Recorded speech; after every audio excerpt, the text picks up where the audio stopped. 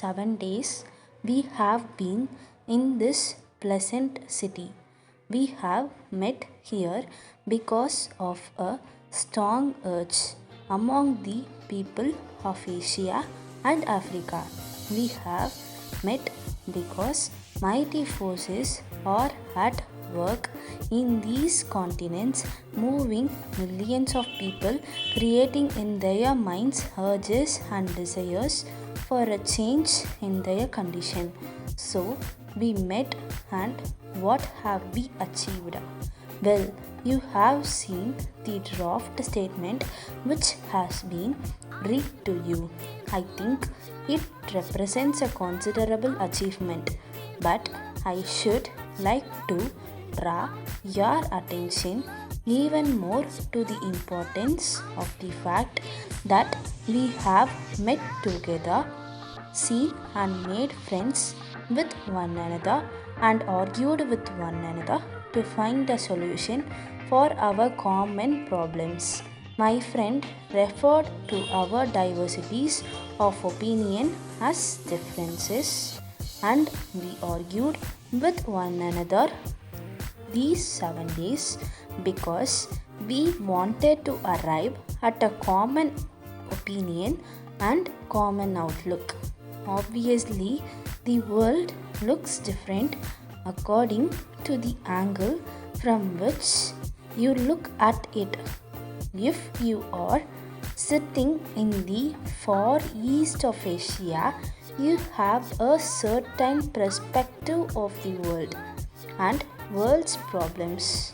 If you are sitting in the far west of Asia, you have a different perspective. Again, if you are in Africa, it will be quite different.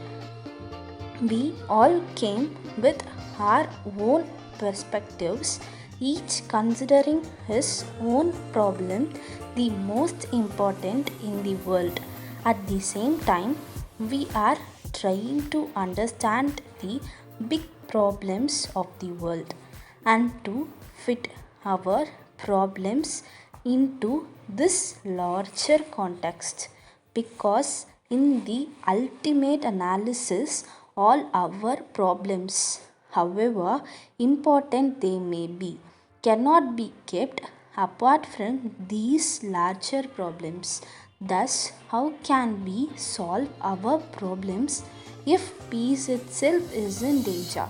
So, our primary consideration is peace. All of us are eager to advance our countries peacefully. We have been backward. We have been left behind in the race, and now we have a chance again to make good. We have to make good rapidly because of the compulsion of events. If we do not make good now, we shall fade away, not to rise again for a long time to come. We are determined not to fail. We are determined to make good. We are determined not to be dominated in any way by any other country or continent. We are determined to bring happiness and prosperity to our people and to discard the age-old shackles that have tied us not only politically but economically. No doubt there were differences in our discussions, and great criticism was leveled at certain resolutions. We had to meet such criticism because we wanted to achieve a common goal, but it is not resolutions that will solve the problems that face us today. Only our practices and actions will bring success to our aims and ideals. It is only then that we can make good what we lost in the past. We have to take a realistic view. Letter number 70, dated 28th March 1972, from the business manager, Miss John and John Private Limited, 24 Broadway, Calcutta, addressed to Mr. K.R. Thomas, Engineering Contractor, Big Bazaar Road, Lucknow.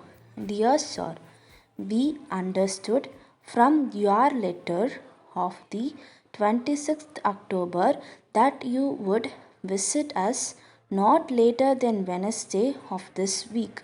You said in your letter that if we do not hear from you again, we may assume that you shall be at our office between 10 a.m. and 12 when you will explain your movements during the last 6 weeks.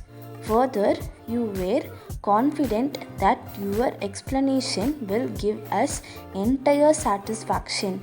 In view of this and of our acknowledgement of it, saying that we would arrange for both Henry Wood and Mr. James Thomas to be present at the proposed interview. We did not think it necessary to write again. Your last action does not, however, enable us to make a more conciliatory view of your unbusiness like behavior during the recent week. If you have not already posted full particulars when you receive this letter, please do so without fail at a very early date. Yours faithfully,